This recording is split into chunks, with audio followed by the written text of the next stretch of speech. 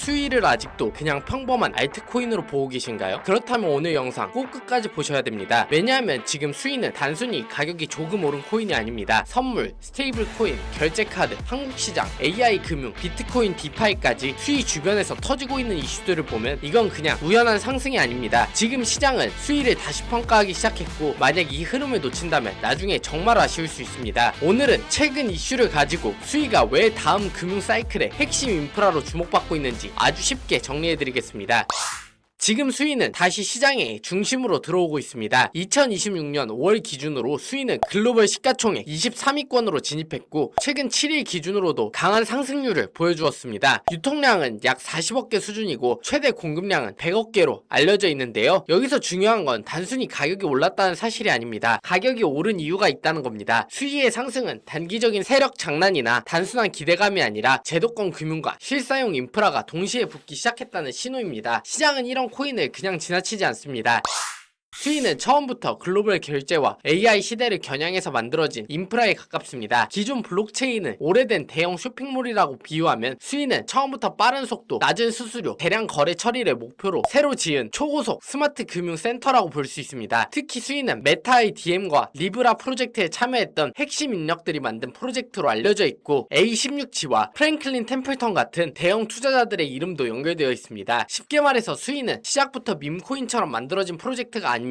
글로벌 금융 인프라가 되겠다는 목표를 가지고 출발한 레이어 1 블록체인입니다. 자, 그럼 이제부터 수위의 핵심 내용들을 알아볼 건데요. 알아보기 전에 최근 제가 직접 개발한 시그널 지표에서 4시간봉 기준 매수 시그널이 나왔습니다. 무려 50%에 육박하는 수익을 보고 나왔는데요. 오른쪽 표를 보시면 2023년부터 현재까지 승률이 100%인 걸 확인할 수 있습니다. 그리고 지금 약간 눌림이 나왔을 때가 제 진입 타이밍이라고 보고 있는데요. 제 정보방에서 이러한 각종 코인들의 시그널 타점을 공유해드리고 있고, 자체 제작한 지표도 배포하고 있습니다. 그리고 제가 크립토 매거진 사이트에도 이렇게 수익 코인을 올려두었는데요. 여기에는 타점부터 익절가, 손절가까지 모두 상세하게 적어두었고, 텔레그램에서도 제가 브리핑해드리고 있습니다. 최근에 소개해드린 오르카 코인 관점 공유, 단 하루 만에 35% 이상 수익을 정보방에서 챙겼습니다. 이러한 정보 놓치는 게 아깝지 않으신가요? 영상 시청 다 하시고 아래 고정 댓글 링크 타고 들어오시면 모든 정보를 무료로 열어두었고, 지표도 받고 정보방 입장까지 가능하니 놓치지 말고 들어와서 체크하시기 바랍니다. 자, 이제 핵심 이슈 알아보겠습니다. 첫 번째 핵심 이슈는 ETF입니다. 수위가 가상자산을 넘어서 제도권 금융 상품으로 포장되기 시작했습니다. 21 쉐어즈가 미국 나스닥의 수위 현물 ETF인 T-수위를 상장하면서 일반 투자자들은 복잡하게 지갑을 만들거나 거래소에서 직접 코인을 보관하지 않아도 증권 계좌를 통해 수위에 접근할 수 있게 되었습니다. 이게 왜 중요하냐면 코인의 가장 큰 진입 장벽 중 하나가 보관과 관리였기 때문인데요. 그런데 ETF가 나오면서 전통 금융 투자자와 기관 자금이 쉽게 들어올 수 있습니다. 수위가 더 이상 코인판 안에서만 거래되는 자산이 아니라 제도권 금융이 다룰 수 있는 상품으로 바뀌고 있다는 점이 핵심입니다. 두 번째는 스테이킹 ETF입니다. 수위는 단순 가격 투자에서 한 단계 더 나아가 수익형 디지털 자산으로 진화하고 있습니다. 카나리 캐피털의 SUIS ETF는 수익 가격에 대한 노출뿐만 아니라 스테이킹 보상 구조까지 결합한 상품으로 소개되었습니다. 쉽게 말하면 단순히 코인을 들고 가격 상승만 기다리는 구조가 아니라 네트워크 검증에 참여하면서 발생하는 보상까지 펀드 가치에 반영할 수 있는 방식입니다. 물론 수익이 보장된다는 뜻은 아닙니다. 하지만 투자자 입장에서 수위를 보유해야 할 이유가 하나 더 생긴 겁니다. 가격 상승 기대, 네트워크 성장 기대, 그리고 스테이킹 보상 가능성까지 더해지면서 수위는 단순한 투기 자산이 아니라 금융 상품에 가까워집니다.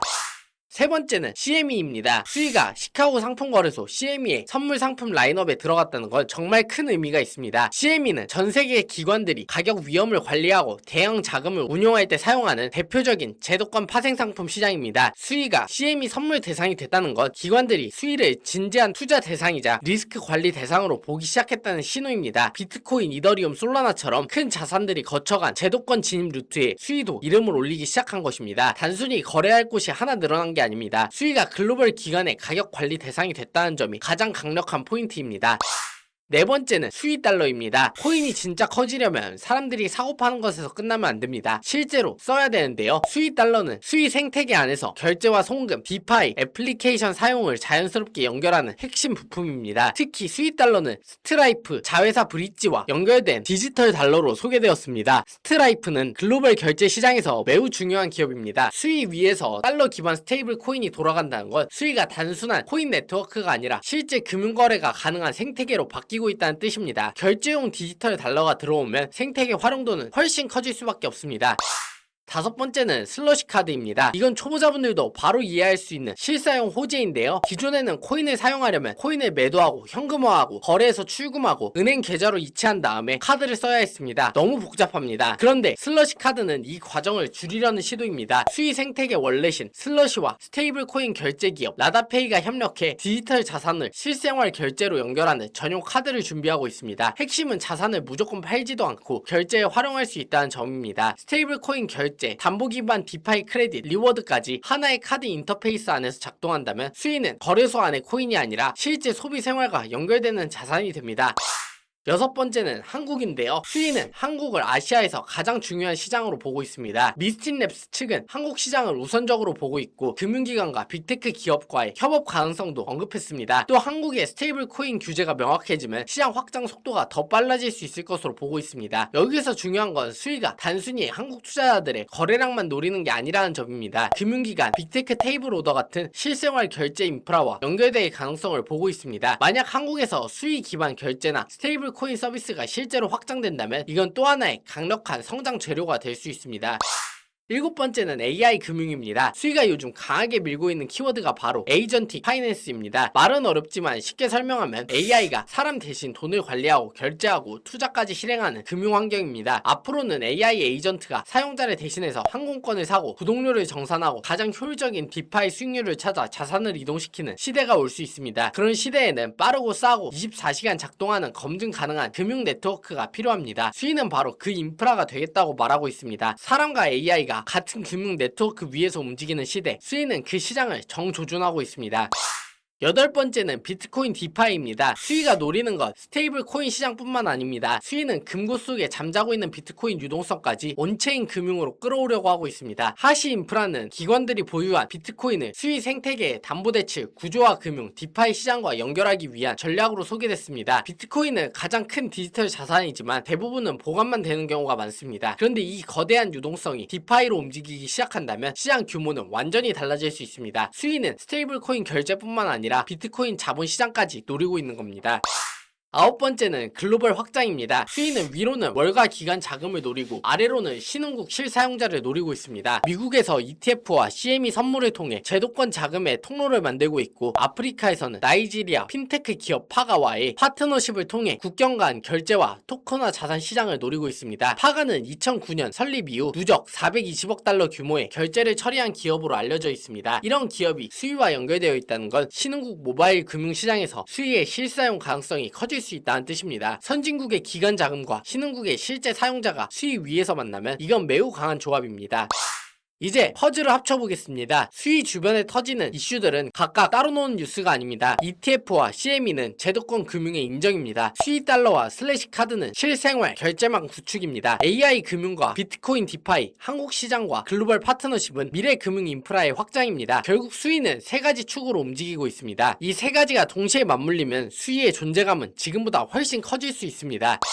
결제 인프라는 암호화폐 생태계의 끝판왕입니다. 아무리 좋은 기술이 있어도 사람들이 쓰지 않으면 의미가 없습니다. 그런데 수위는 지갑에서 보내고 앱에서 쓰고 카드로 결제하고 AI가 자동으로 운용하는 그림을 그리고 있습니다. 앞선 이슈들을 전부 따로 보면 그냥 뉴스처럼 보일 수 있지만 하나로 보면 완성된 수위 네트워크를 향해 가는 조각들입니다. 수위는 거래소에서 사고 파는 자산을 넘어 실제 글로벌 금융 인프라가 되려는 방향으로 움직이고 있습니다. 이게 지금 수위를 그냥 평범한 알트코인으로 보면 안 되는 이유입니다. 결론은 결론은 간단합니다. 지금 수위를 놓친다면 우리는 다음 금융 사이클의 핵심 인프라를 놓치는 거일 수 있습니다. 물론 가상자산은 변동성이 크고 모든 투자는 신중해야 됩니다. 하지만 시장이 아직 이 거대한 그림을 완전히 반영하지 못했다면 수위는 지금부터라도 주목해야 할 이유는 충분합니다. 더 이상 수위는 단순한 알트코인이 아니라 다음 세대 금융 인프라 후보로 올라서고 있습니다. 여기까지 보신 분들은 이제 감이 오실 겁니다. 결국 중요한 건 뉴스도 차트도 수급도 한 번에 같이 봐야 판단이 된다는 겁니다. 그래서 이런 자료들은 제가 크립토 매거진 쪽에도 계속 정리해두고 있습니다. 영상은 아무래도 시간상 핵심만 추려서 말씀드리는 거고 조금 더 자세하게 보실 분들은 설명란 링크를 통해서 같이 보시면 훨씬 도움이 되실 겁니다. 특히 수위처럼 타이밍이 중요한 종목은 이런 정리 차이를 무시하면 나중에 대응이 늦어질 수 있습니다. 매수 타점부터 대응 방안까지 저희 크립토 매거진 사이트에 정리해두었습니다. 또한 방금 보고 계신 수위 투자 자료 역시 저희 구독자분들에게 무료 배포하고 있는데요. 수위 코인에 관심이 있거나 보유하고 계신 분들은 반드시 읽어봐야 할 자료입니다. 이 또한 아래 고정 댓글 링크로 들어오셔서 제 칼럼에 들어오시면 받아가실 수 있으니 확인하고 자료도 받고 지표도 받고 관점 체크도 하고 투자하시기 바랍니다. 이미 물리신 분들도 걱정 말고 들어오시면 상황별 브리핑도 해드리고 있으니 빠르게 들어와서 정보 받아서 저와 함께 수익 챙겨보시기 바랍니다. 그럼 오늘 영상이 도움되셨다면 좋아요와 구독 부탁드리고요. 다음 영상에서도 더 유망한 코인을 들고 다시 찾아뵙겠습니다. 시청해주셔서 감사합니다.